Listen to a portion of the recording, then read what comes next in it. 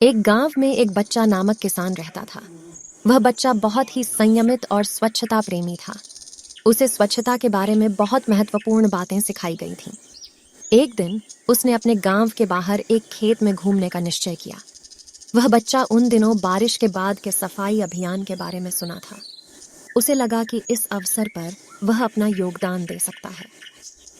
बच्चा उस खेत में पहुंचा जहां कई लोग अपनी बकवासी वस्त्रों, प्लास्टिक बोतलों और कचरे को छोड़ गए थे। वह देखकर बहुत दुखी हुआ।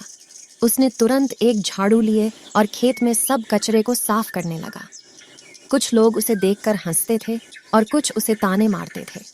उन्होंने कहा, यह क्या बच्चा, तू अपना वक्त इस निर्धारित कर्मचारी के काम में खराब कर रहा है।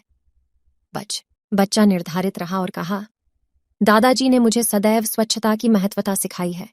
मैं सिर्फ अपना योगदान दे रहा हूं और अच्छे लोगों की मदद कर रहा हूं। बच्चे की यह बातें कई लोगों को जच्ची नहीं लगीं, लेकिन वह निरंतर काम करता रहा और दूसरों को भी प्रेरित करता रहा। सबके लगने पर कुछ और लोग भी झाड़ू और कचरे को साफ करने में शामिल हो गए। इस अभियान के परिणाम स्वरूप खेत में साफ सुथरी और सुंदरता भरी स्थिति उत्पन्न हुई। बच्चा और दूसरे लोग बहुत खुश हुए। वह देखने में आने वाले लोगों को भी बच्चे के नेतृत्व में खेत में स्वच्छता की जरूरत के बारे में जागरूक करने में सफल रहे। यह कहानी हमें सिखाती है कि स्वच्छता का महत्व हमारे जीवन में कितना महत्वपूर्ण है। हमें अपने आसपास के वातावरण को साफ और स्वच्छ रखने की जिम्मेदारी होती है। हमें इसे एक व्यापक समझना चाहिए, जिसमें न केवल अपने आसपास के स्थानों को साफ करने में बल्कि खुद को भी स्वच्छ रखने में शामिल होना चाहिए।